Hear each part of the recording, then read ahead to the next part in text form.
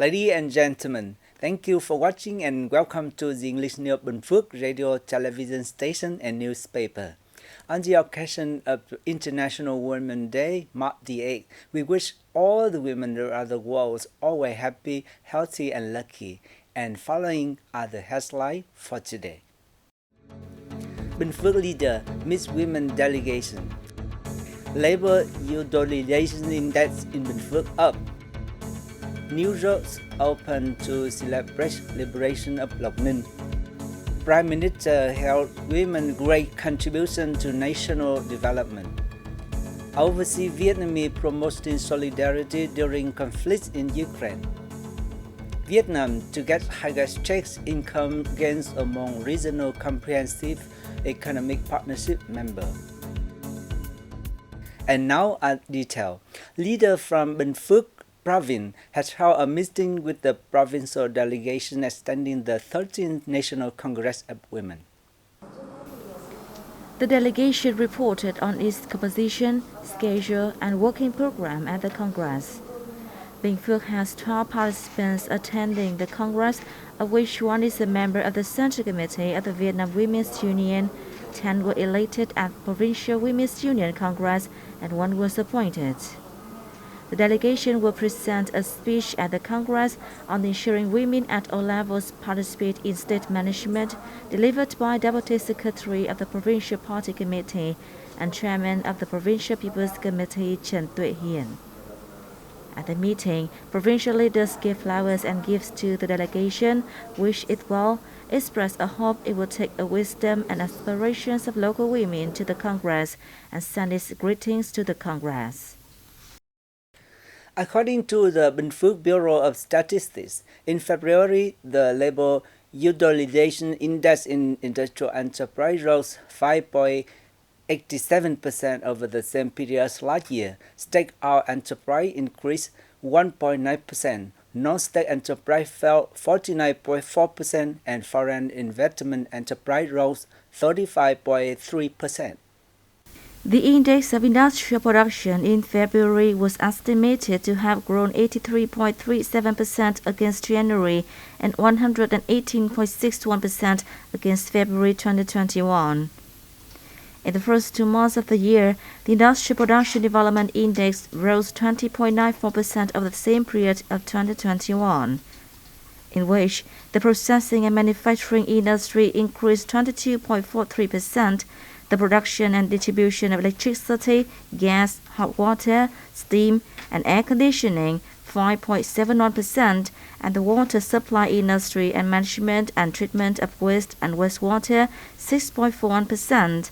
Some segments rose significantly year-on-year, such as animal feed by 161.28%, frozen chicken 92.26%, footwear and footwear manufacturing services 91.79%, plywood from wood and other materials and similar materials 60.97%, and other plastic packaging 57.54%. The increases were attributed to significant investment and the application of science and technology, which help businesses boost product quality and save costs while bolstering competitiveness. Lộc Ninh district in Binh Phuoc province has held an opening ceremony for a new road in Lộc Hoa commune in celebration of the 50th anniversary of liberation of Lộc Ninh district. Construction of the road in Lộc Hoa commune began on September 20, 2020, with a total length of more than 9.8 kilometers and passing through the 4 hamlets of 8A, 8C, Hamlet 7, and Suối Thôn hamlet. The new road also connects National Highway number 13 with Hamlet 8A and 2 auxiliary roads. The asphalted concrete road has a width of 6 meters and total construction cost $55 billion. The new roads will promote infrastructure development in Lộc Hoa commune, its travel and trade, and contribute to local economic, cultural, and social development.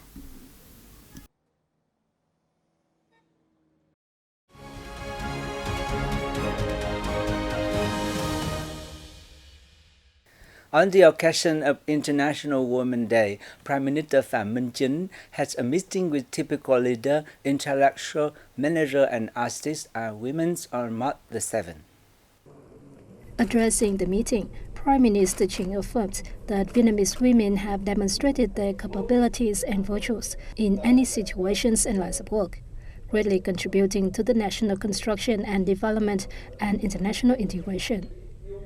He stressed that throughout Vietnam's history, women have upheld patriotism and indomitability with various bright examples. During peacetime, Vietnamese women have affirmed their roles in all aspects of social life, carrying on the fine traditions. According to the government's leader, Vietnam ranks 60th in the world, 4th in Asia in terms of percentage of women in people's elected bodies. The country also comes 3rd in ASEAN and 47th out of 187 countries and territories in gender equality and political participation. He also emphasized the need to promote quality of female human resources to meet requirements of sustainable development and international integration, realizing sustainable development goals.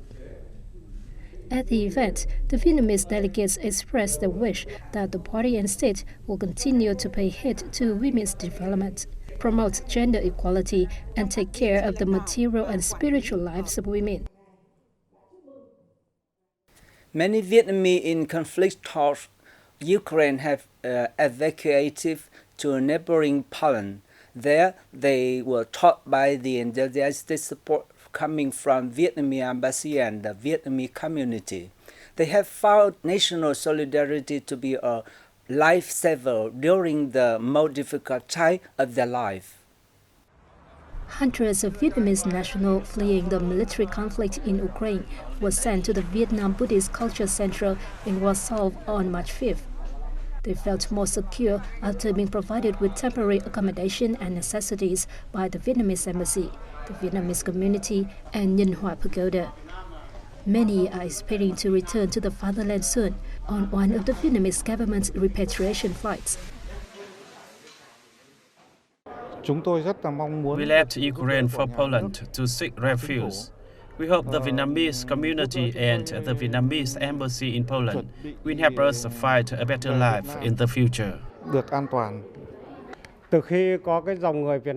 center has welcomed about 1,000 people and arranged accommodation while trying to lift their spirits.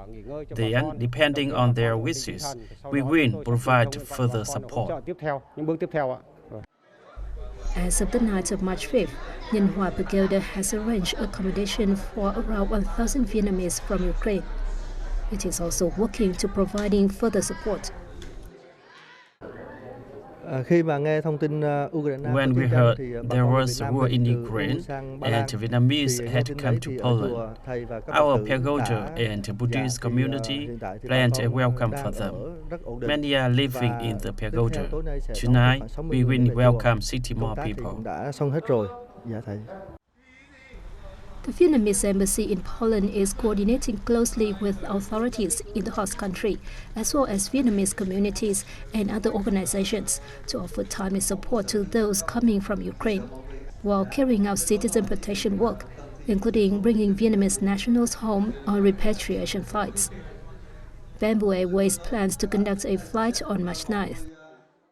Vietnam is expected to register the highest check and income gains among regional comprehensive economic partnership members, according to World Bank working paper. To estimate the economic and distributional impacts of regional comprehensive economic partnership in Vietnam, the World Bank constructed a baseline and 4 alternative scenarios.